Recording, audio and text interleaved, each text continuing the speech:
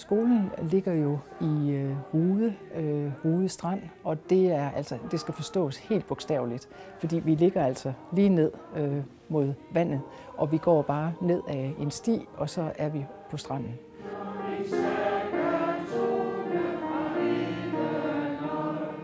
Beliggenheden betyder meget. Det er måske nok derfor, vi valgte det, fordi vi kunne se, at det lå lige ud til vandet. Det er et smukt område, Østjylland. Og Rude Strand, det siger mig noget.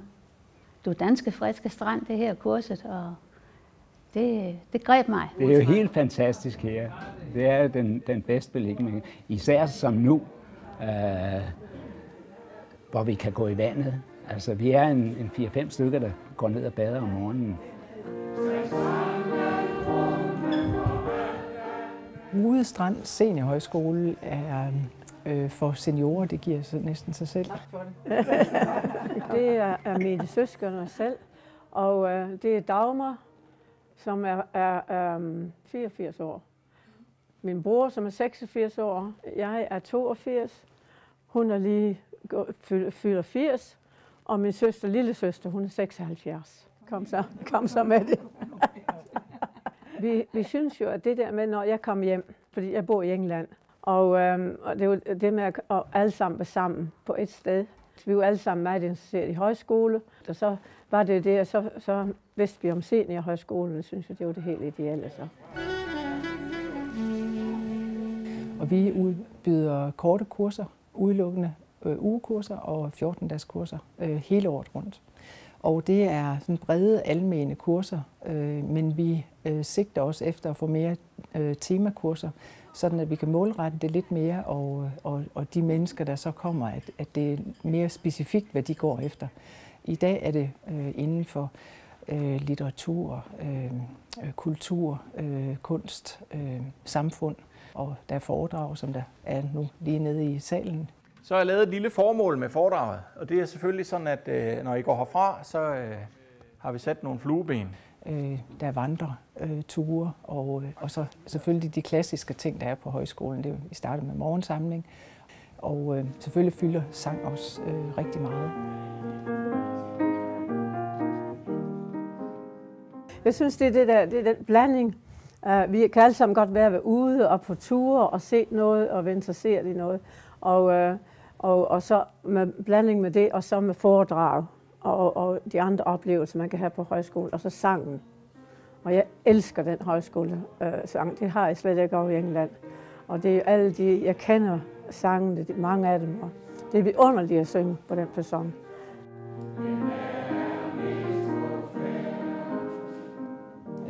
Og så er der motion hver dag, stort set hver dag. Hoved, skulder, knæ og to.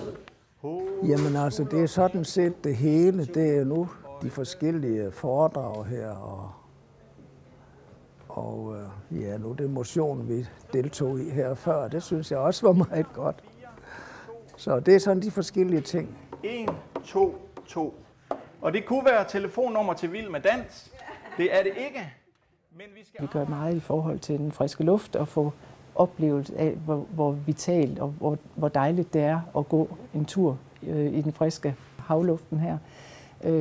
Men også mentalt. Altså det, at man har det godt og er glad og får gode oplevelser sammen med andre. Hvor meget mere oplevet man så kan føle sig. Det er så afslappende, og vi kommer til at snakke med så mange fra alle samfundslag. Er det glade og positive mennesker, der kommer her? Det er jo rart at komme hjemme fra den daglige rytme, ikke? Komme ud med andre mennesker. For eksempel en højskole, jamen der er vi jo lige alle sammen, ikke? Og det synes jeg nemlig er en fin ting, ja. Og vi sætter os ved siden af hinanden. Vi spørger, hvad de hedder. Men vi taler ikke om, hvad vi har lavet, og hvad vores mænd har lavet, og så videre, og vi selv har lavet. Og det er fint. På den måde er man fri, synes jeg. Jeg vil sige, førhen, der tog vi på charterferie.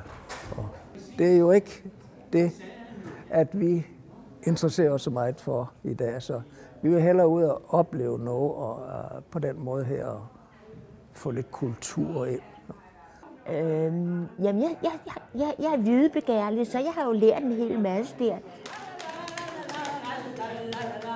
Lærerne her er jo utrolig dygtige seere, og jeg tror, mange højskoler de finder nogle lærere, som rigtig kan gå i folk, og vi kan åbne sig både den ene og den anden vej. Det er virkelig godt. Prøv at trykke på beskær op i hjørnet igen. Det er vigtigt, at folk de føler sig hjemme. Det er vigtigt, at de føler sig godt tilpas.